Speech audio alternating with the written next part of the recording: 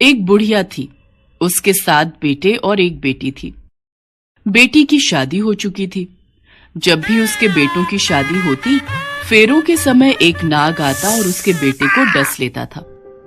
बेटा वहीं खत्म हो जाता और बहू विधवा। इस तरह उसके 6 बेटे मर गए। 7वें की शादी होनी बाकी थी। इस तरह अपने बेटों के मर जाने के दुख से बुढ़िया रो रो कर अंधी हो गई थी। भाई दूज जाने को हुई तो भाई ने कहा, मैं बहन से तिलक कराने जाऊंगा। माँ ने कहा, ठीक है। उधर जब बहन को पता चला कि उसका भाई आ रहा है, तो वह खुशी से पागल होकर पड़ोसन के गई और पूछने लगी कि जब बहुत प्यारा भाई घर आए तो क्या बनाना चाहिए। पड़ोसन उसकी खुशी को देखकर जल भुन गई और कह दिया कि दूध से रसोई ले, घी में चावल पका। बहन ने ऐसा ही किया। उधर भाई जब बहन के घर जा रहा था तो उसे रास्ते में सांप मिला। सांप उसे डसने को हुआ। भाई बोला, तुम मुझे क्यों डस रहे हो? मैं तुम्हारा काल हूँ और मुझे तुमको डसना है। मेरी बहन मेरा इंतजार कर रही है। मैं जब तिलक कराकर वापस लौटूंगा तब तुम मुझे डस लेना। भला आज तक कोई अपनी मौत के लिए लौट कर आया है जो तुम आओगे? अगर तुझे यकीन नहीं है तो तू मेरे झोले में बैठ जा। जब मैं अपनी बहन के तिलक कर लूं तब तू मुझे डस लेना। सांप ने ऐसा ही किया। भाई बहन के घर पहुंच गया। दोनों बड़े खुश हुए। भाई बोला, बहन जल्दी से खाना दे, बड़ी भूख लगी है। बहन क्या करे, ना तो दूध की रसोई सूखे, ना ही घी में चावल पके। भाई ने पूछा, बहन इतनी देर क्यों लग रही है? तू क्या पका रही है? तब बहन ने बताया कि ऐसे ऐसे किया है। भाई बोला, पगली, कहीं घी में भी चावल पके हैं या दूध से कोई रसोई लिपी है? गोबर से रसोई लीप, दूध में चावल पका। बहन ने ऐसा ही किया। खाना खाकर भाई को बहुत जोर से नींद आने लगी। इतने में बहन के बच्चे आ गए। बोले, मामा मामा हमारे लिए क्या लाए हो? भाई बोला, मैं तो कुछ नहीं लाया। बच्चों ने वह झोला ले लिया जिसमें सांप था। जैसे ही उसे खोला, उसमें से हीरे का हार निकला। बहन ने कहा, भैया तुमने बताया नहीं कि तुम मेरे लिए इतना सुंदर हार लाए हो। बहना, तुझे पसंद है तो तू ले ले, मुझे हार का क्या करना। अगले दिन भाई बोला, अब मुझे जाना है, मेरे लिए खाना रख दे। बहन ने उसके लिए लड्डू बनाकर एक डिब्बे में रख कर दे दिए।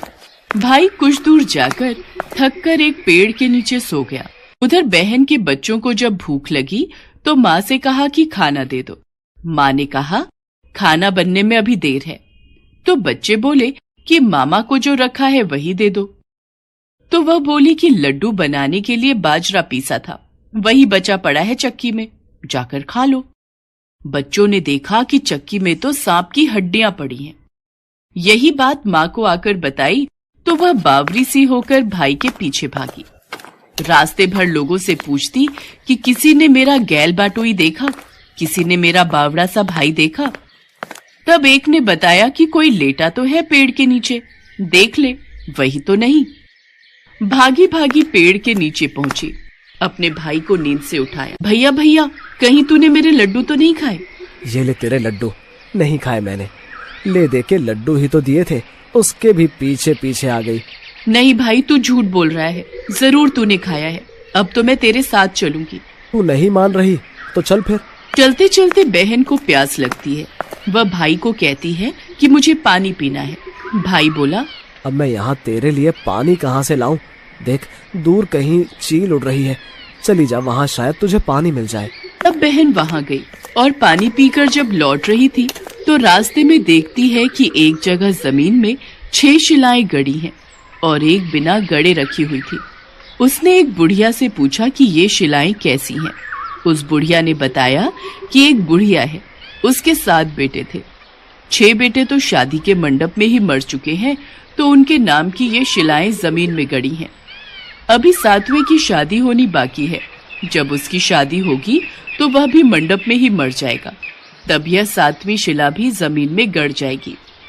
यह सुनकर बहन समझ गई कि ये शिलाएं किसी और की नहीं बल्कि उसके भाइयों के नाम की है। उसने उस बुढ़िया से अपने 7वें भाई को बचाने का उपाय पूछा। बुढ़िया ने उसे बतला दिया कि वह अपने 7वें भाई को कैसे बचा सकती है। सब जानकर वह वहां से अपने बाल खुले करके पागलों की तरह अपने भाई को गालियां देती हुई चली। भाई के पास आकर बोलने लगी, तू तो जलेगा, कुटेगा, मरेगा। भाई उसके ऐसे व्यवहार को देखकर चौंक गया, पर उसे कुछ समझ नहीं आया। इसी तरह दोनों भाई बहन माँ के घर पहुंच गए। थोड़े समय के बाद भाई के लिए सगाई आने लगी। उसकी शादी तय हो गई। जब भाई को सेहरा पहनाने लगे तो वह बोली, इसको क्यों सेहरा बंधेगा? सेहरा तो मैं पहनूंगी, ये तो जलेगा, मरेगा। सब लोगों ने परेशान होकर सेहरा बहन को दे दिया। बहन ने देखा उसमें कलंगी की जगह सांप का बच्चा था। बहन ने उसे निकालकर फेंक दिया। अब जब भाई घोड़ी चढ़ने लगा तो बहन फिर बोली, ये घोड़ी पर क्यों चढ़ेगा? घोड़ी पर तो मैं बैठूंगी, ये तो जलेगा, मरेगा, इसकी लाश को चील कौवे खाएंगे। सब लोग बहुत परेशान। सबने उसे घोड़ी पर भी चढ़ने दिया।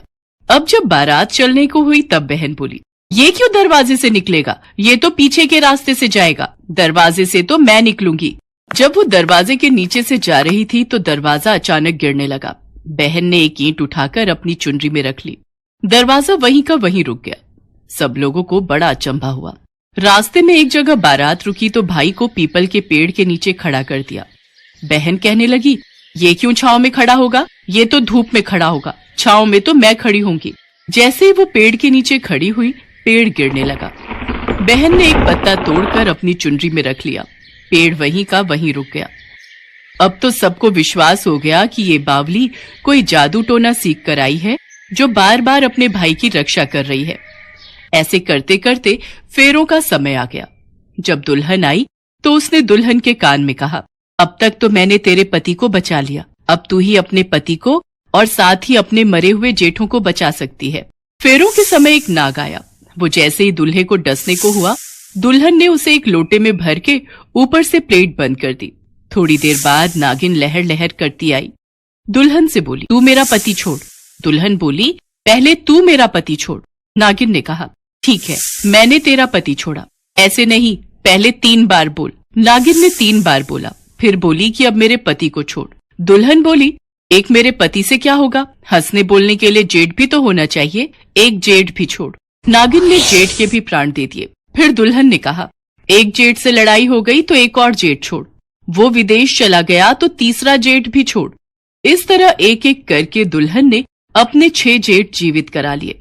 उधर रो रो कर बुढ़िया का बुरा हाल था कि अब तो मेरा 7वां बेटा भी बाकी बेटों की तरह मर जाएगा। गांव वालों ने उसे बताया कि उसके 7 बेटा और बहुएं आ रही हैं। तो बुढ़िया बोली, अगर ये बात सच हो तो मेरी आंखों की रोशनी वापस आ जाए और मेरे सीने से दूध की धार बहने लगे। ऐसा ही हुआ। अपने सारे बहू बेटों को देखकर वह बहुत खुश हुई। बोली, यह सब तो मेरी बाबली का किया है, कहाँ है मेरी बेटी? सब बहन को ढूंढने लगे। देखा तो वो भूसे की कोठरी में सो रही थी। जब उसे पता चला कि उसका भाई सही सलामत है तो वो अपने घर को चली। उसके पीछे पीछे सारी लक्ष्मी भी जाने लगी। बुढ़िया ने कहा, बेटी पीछे मुड़कर देख, तू सारी लक्ष्मी ले जाएगी तो तेरे भाई भाभी क्या खाएंगे?